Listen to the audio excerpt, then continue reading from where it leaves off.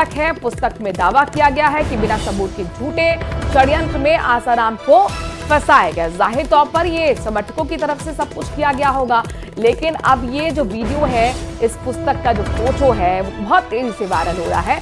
अंतरिम जमानत मिल गई आसाराम को और उसके बाद देखिए किताब का एक फोटो वायरल हो रहा है जिसमें सत्य की कहानी, तथ्यों की जुबानी, बड़ा बड़ा टेक्स्ट लिखा गया है।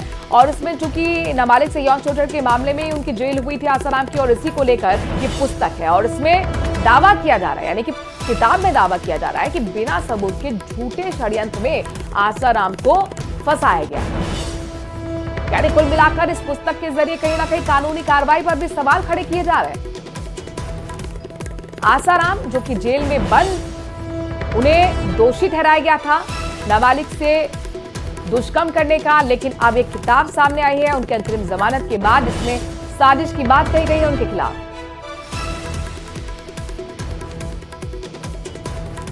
तो आसाराम से जुड़ी एक किताब सामने आई है, उसका कवर आप देखिए जिसमें साफ तौर पर सत्य की जुबानी, साजिश, ये बड़े बड़े वर्ड्स के साथ टेक्स्ट लिखा गया है और दावा किया गया है कि नाबालिग से यौन शोषण के मामले में उनके खिलाफ साजिश रची गई थी और झूठे षड्यंत्र उनके खिलाफ रचा गया, उन्हें फंसाया गया बिना सबूत के। आसाराम को जेल हुई थी, दोषी करार दिए गए थे नाबालिग के साथ दुष्कर्म करने के मामले में, अंतरिम जमानत, और उसके बाद यहां पर जाहिर तौर पर समर्थकों की तरफ से इस तरीके की किताब। लेकिन किताब क्या कहती है जरा जान लेते हैं। चंद्रशेखर हमारे संवाददाता जुड़ गए। चंद्रशेखर, लिखा गया है क्या एक सोची समझी साजिश थी? बड़ा बड़ा टेक्स्ट, क्या कहने की कोशिश है और ये किताब किसकी तरफ से जारी की गई है? देखिए, ये बहुत पेचीदगी भरा मामला है। जब भी आसाराम को जमानत मिलने के आसार बने, जब भी आसाराम को रिलीफ मिलने के आसार बने, तब कोई ना कोई ऐसी घटनाएं होती है जिसमें आसाराम की मुसीबतें बढ़ जाती है। पूर्व में भी जिस तरह से गवाहों को चाकू मारे गए, जिस तरह से षड्यंत्र किए गए, अब ये एक उलझन इस तरह से है कि क्या वाकई आसाराम के समर्थकों ने इस पुस्तक को जो है रिलीज किया है या उनके जो खिलाफ है उन्होंने इसको रिलीज किया है। क्योंकि आसाराम के जो समर्थक हैं उनके भी दो धड़े हैं। इस पुस्तक में ये कहा गया है कि पोक्सो एक्ट के अंतर्गत जिस तरह से एक व्यक्ति के ऊपर आरोप लगते हैं और वो आरोप स्वतः सिद्ध होते हैं, इस तरह से आसाराम के ऊपर जो आरोप लगे और उसकी कोई मेडिकल पुष्टि नहीं थी। एक मिस कॉल दीजिए, नंबर भी लिखा गया है, ये नंबर किसका है? इसका ऑथर कौन है चंद्रशेखर इस बुक का? देखिए, बात करें तो फिलहाल जो है ये पुस्तक के पोस्टर और ये चीजें सामने आई है। हालांकि इसमें टोल फ्री नंबर भी है और इसमें ये बताया गया है कि आप यदि आसाराम को समर्थन करना चाहते हैं तो इस नंबर पे मिस कॉल कीजिए। तो कहीं ना कहीं इसको लेकर जो है अब जांच पड़ताल होगी, कौन इसको रिलीज कर रहा है, क्यों इस तरह से जो कोर्ट के जो आदेश थे उनको कहीं ना कहीं खुली चुनौती दी गई। हालांकि आसाराम की तरफ से जो है सजा सस्पेंड करने के को लेकर भी याचिका पेश है और जो आदेश हुआ है आसाराम को जो सजा दी गई है उसके खिलाफ भी जो है पिटीशन जो है वो लंबित है। कहीं ना कहीं ये चंद्रशेखर, क्या ये इमेज मेकओवर करने की कोशिश है इसके जरिए? और दूसरा सवाल ये कि अगर आप इस तरीके से कह रहे हैं कि समर्थन दीजिए आसाराम को और उनको झूठे षड्यंत्र में फंसाया गया, तो जाहिर तौर पर आप कानूनी कार्रवाई पर भी, कोर्ट पर भी सवाल खड़े कर रहे हैं ऐसा करके। जी, निश्चित तौर पर अगर कहा जा सकता है कि कहीं ना कहीं एक बार आसाराम की रीलॉन्चिंग है, मेक ओवर किया जा रहा है और जिस तरह से मिस कॉल करके एक तरह से पुनः जो है आसाराम के समर्थकों को संगठित करने का प्रयास किया जा रहा है, कहीं ना कहीं ये पूरा जो है मामला इस तरह की जो संकेत देता नजर आ रहा है। हालांकि समर्थक जो है वो अंधभक्त भी हैं और कई बार वो ये बात कहते भी आए हैं, लेकिन एक पुस्तक के जरिए अब ये बात कही जा रही है। शुक्रिया तमाम जानकारी हम तक पहुंचाने के लिए। भरतपुर में जयपुर आगरा नेशनल हाईवे पर सारस चौराहे पर तेल से भरा एक ट्रक अनियंत्रित होकर पलट गया। ट्रक जयपुर से तेल भरकर बिहार के पुनिया जा रहा था कि तभी अचानक बारिश और कोहरे के चलते सारस चौराहे पर सामने से एक गाड़ी आई जो कि हाईवे को क्रॉस कर रही थी। उसे बचाने के चक्कर में ट्रक पलट गया। सड़क पर पलटते ही ट्रक में तेल से भरा कार्टन फैल गया और रास्ता अवरुद्ध हो गया। चालक को मामूली चोटें इस हादसे में आई हैं। तस्वीर आपके सामने, यहाँ पर देखिए पूरा का पूरा ट्रक आपको 360 डिग्री में पलटा हुआ नजर आ रहा है। पूरे कार्टन जो थे ट्रक के अंदर उस सड़क पर बिखर गए। जा रहा था, जयपुर से लोड हुई थी और यहाँ से गाड़ी चल रही थी तो बारिश भी आ रही थी, धुंध भी थी। तो ये सामने चौराहे में से एक कोई गाड़ी आ गई, उसके चक्कर में उसको देखते ही वो अनबैलेंस हो गई गाड़ी और फिर वो पलट गई। चोट वोट आई है आपकी? हाँ, चोट आई है, थोड़े पैर में आई है। क्या नाम है? क्या नाम है आपका? रघुनाथ है जी। एनडीपीएस एक्ट के तहत वांछित स्ट्रीट चीटर वसीम को गिरफ्तार कर लिया गया है। ये गिरफ्तारी प्रतापगढ़ पुलिस ने गश्त के दौरान की है, जब आरोपी को संदिग्ध गतिविधियों के चलते पकड़ा गया। सालमगढ़ प्रकरण में 2 आरोपियों से ब्राउन शुगर बरामद की गई थी। ये ब्राउन शुगर वसीम से खरीदी थी, जो थाना अडोद का हिस्ट्री शीटर है। इसके बाद वसीम फरार हो गया था। आपको बता दें कि तस्कर वसीम का पहले भी मध्य प्रदेश में ड्रग्स बेचने के मामले में नाम सामने आ चुका है। 2023 में भी सालमगढ़ थाना क्षेत्र में इंदौर के रहने वाले रसूखदार परिवार के युवा ड्रग्स के साथ गिरफ्तार हुए थे। मंदसौर पुलिस ने भी आरोपी पर 10,000 का इनाम घोषित कर रखा था।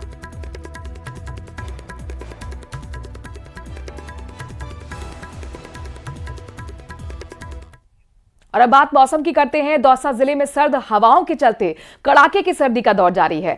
बीती रात हुई हल्की बारिश से भी सर्दी का असर और बढ़ गया है। यहां रात को कई इलाकों में बारिश हुई, देर रात घना कोहरा छाया रहा। इससे विजिबिलिटी 50 मीटर से भी कम रही। सड़क पर वाहन रेंग रेंग कर चलते रहे। हेडलाइट का इस्तेमाल कर उसे जलाकर बेहद कम स्पीड में वाहनों को गुजरना पड़ रहा है। तो वहीं कलेक्टर ने कक्षा 1 से लेकर 8 तक के बच्चों की गुरुवार को 1 दिन की छुट्टी कर दी है। न्यूनतम तापमान 8 डिग्री सेल्सियस रहा है। ये बारिश गेहूं, सरसों, चने की फसलों के लिए लाभदायक मानी जाती है। 2-3 दिन से बारिश का माहौल है, तो इसके कारण सर्दी कुछ ज्यादा हो रही है दिनों दिन। कब होने की संभावना? रात की बात करें तो रात में बरसात का क्या रहा? रात में बरसात का जबरदस्त सीन रहा, जिसके कारण जानवरों को घर भीतर अंदर बांध रखे है, बाहर निकाल रहे उनको। राजसमंद जिले में भी कड़ाके की सर्दी का दौर जारी है। सर्दी के कारण लोगों की दिनचर्या के साथ साथ खाने पीने में भी बदलाव आया है। जिले में सर्दी में लोग तिल से बनी जगल को विशेष रूप से पसंद करते हैं। इम्यूनिटी बूस्टर के साथ ही तिल के औषधीय गुण इससे काफी लाभकारी बनाते हैं। लेकिन समय में बदलाव के साथ ही जगल बनाने की धाड़ी में भी अब नई तकनीक का इस्तेमाल किया जा रहा है। गाड़ी में आप बैलों की जगह जुगाड़ बाइक और इलेक्ट्रॉनिक गाड़ी ने ले ली है। मुख्य रूप से जगल में तिल और गुड़ का इस्तेमाल होता है, जिसे घाड़ी में पीसा जाता है।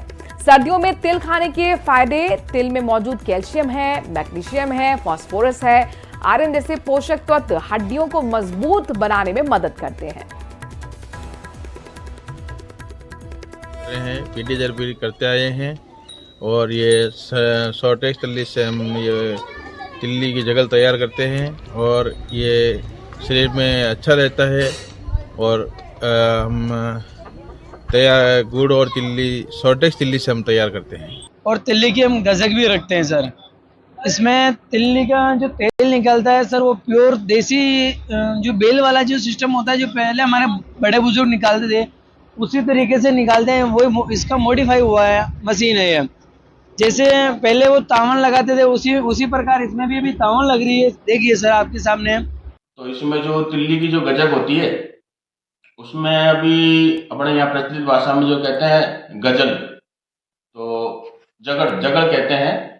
तो इसमें ये और गुड़ और तिल से बनी हुई एक प्रकार की यहाँ मिठाई है। गंगापुर सिटी में रात को हुई बारिश लोगों के लिए भारी परेशानी का सबब बनी हुई है। सड़कों पर भारी पानी भरा हुआ है, लोगों के लिए जानलेवा भी साबित हुआ है। सुबह ही एक बाइक चालक सड़क में बने गड्ढे में गिर गया। बाइक सीवरेज के खुले हुए मेनहोल में आधी समा गई। सड़क पर पानी भरा होने की वजह से वाहन चालकों को गड्ढों का पता नहीं लग पा रहा और ऐसे में लगातार इस तरह की दुर्घटनाएं हो रही हैं। गनीमत रही कि वाहन चालक को चोट नहीं आई। लोगों ने मिलकर बाइक को गड्ढे से बाहर निकाला। गंगापुर सिटी में जगह जगह खुले हुए गड्ढे हादसे का सबब बन रहे हैं।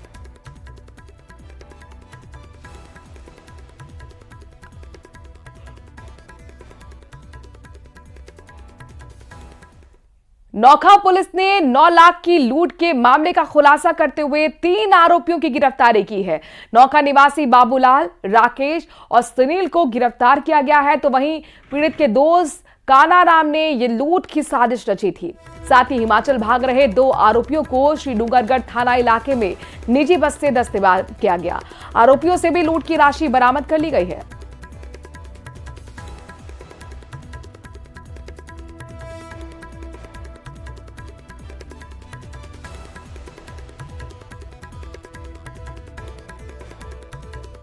अजमेर ख्वाजा गरीब नवाज के सालाना उर्स के दौरान पेश होने वाले गुलाब इस साल बड़ी मात्रा में चढ़ाए गए, जिसके चलते व्यापारी काफी खुश नजर आए हैं।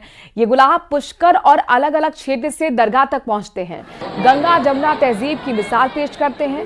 रोजाना करीब 2000 किलो गुलाब समेत अन्य फूल मजार शरीफ पर चलाए जाते हैं, लेकिन उर्स के दौरान आंकड़ा बढ़कर 6 से 7 हजार किलो तक पहुंच गया। फूल व्यापारी जीतमल का साफ तौर पर कहना है कि इस बार जियारत के लिए बड़ी संख्या में ज़ायरीन पहुंचे। उन्होंने कहा कि खासतौर पर दक्षिण के राज्यों के लोग मजार शरीफ पर फूल पेश कर ज़्यादा पसंद इस तरीके की कामों को करते हैं और वो 10 किलो से लेकर 150 किलो तक ख्वाजा गरीब नवाज की दरगाह में फूल पेश करते हैं। ये परंपरा सालों से चली आ रही है और इसमें एक बात खास ये है कि फूल ब्रह्मा की नगरी पुष्कर से आते हैं।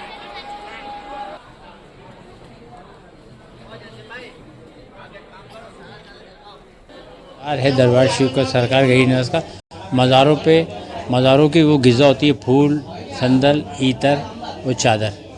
अब आज तक के ऊपर कोई आदमी चादर चढ़ा देता है, कोई आदमी फूल चादर दोनों चढ़ा देता है, कोई आदमी ईतर भी पेश कर देता है, कोई आदमी संदल भी पेश कर देता है। पर संदल का एक टाइमिंग है, ईतर कभी भी पेश कर सकते हैं, फूल कभी भी पेश कर सकते हैं, चादर कभी भी पेश कर सकते हैं।